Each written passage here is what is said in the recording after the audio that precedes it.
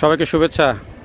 এটা একটা নৌকা দেখছেন, এই নৌকা দূর থেকে দেখে বোঝার কোনো উপায় আছে যে নৌকার মধ্যে কি পরিমাণে খড় তুলছে, খড়, ধানের খড়। একটু দেখেন খেয়াল করে, এটার কতগুলো বৈশিষ্ট্য আছে দেখেন। এই যে পুরা নৌকাটা ধইরা আমার মনে হয় যে 2 ট্রাকের মধ্যে তুললে এতগুলো আটবে না, এত পরিমাণে খড় উঠছে। তো এই সিংড়া চলন বিলে আসলে এই ধরনের যেই নৌকা দিয়ে খড় নেওয়ার দৃশ্য, এটা কিন্তু খুব কমন। আত্রাই, তারপরে চলন বিল। কই ছাড়বেন না নৌকা? মেশিনের সমস্যা আছে। এটা কি সোলার দিয়ে চলে? সোলার চলে না, ওই আলো জ্বালানোর জন্য। এই যে দেখেন এখানে প্রযুক্তি দিছে, এই যে এখানে একটা সোলার প্যানেল দিয়ে দিছে এবং সোলার প্যানেলের মাধ্যমে ওই নৌকার ভিতরে যে আলো, সেই আলো চলে, লাইটগুলো জ্বলে। হ্যাঁ, এটা কই যাবে? কই আত্রাই? কতক্ষণ লাগে এখান থেকে আত্রাই যেতে? 3 ঘন্টা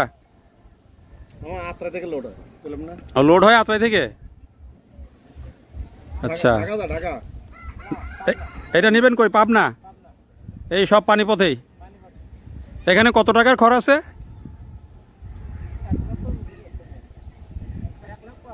হ্যাঁ, 1,20,30,000 টাকার খড় এখানে। কোন কি দাম বেশি? আচ্ছা, ওই যে কলার গাছ দিয়েছেন কি করতে? নিচে কলার গাছ ব্যালেন্স রাখার জন্য। এটা কি নৌকা পাইছেন? নৌকা এই খড়টানারি নৌকা। পানি তো এখন কমে যাচ্ছে নাকি? আচ্ছা, হ্যাঁ,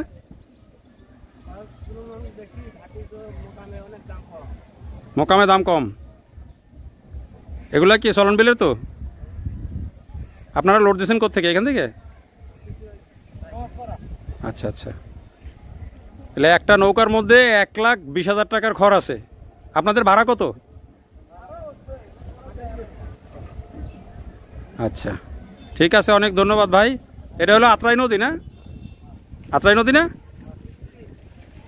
এইটা হইল দেখেন আপনার সিংড়া চলন বিলের মধ্যে আত্রাই নদীতে ওই যে খড়ের যে চিত্র আমরা দেখি, সেই চিত্র। আর এই যে এপারে একটু আরেকটু দেখাই আপনাদেরকে।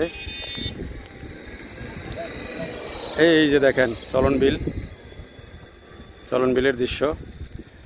তো দেখে ভালো লাগলো, এই জন্য আপনাদের সাথে একটু শেয়ার করলাম। দেখার জন্য সবাইকে অনেক ধন্যবাদ।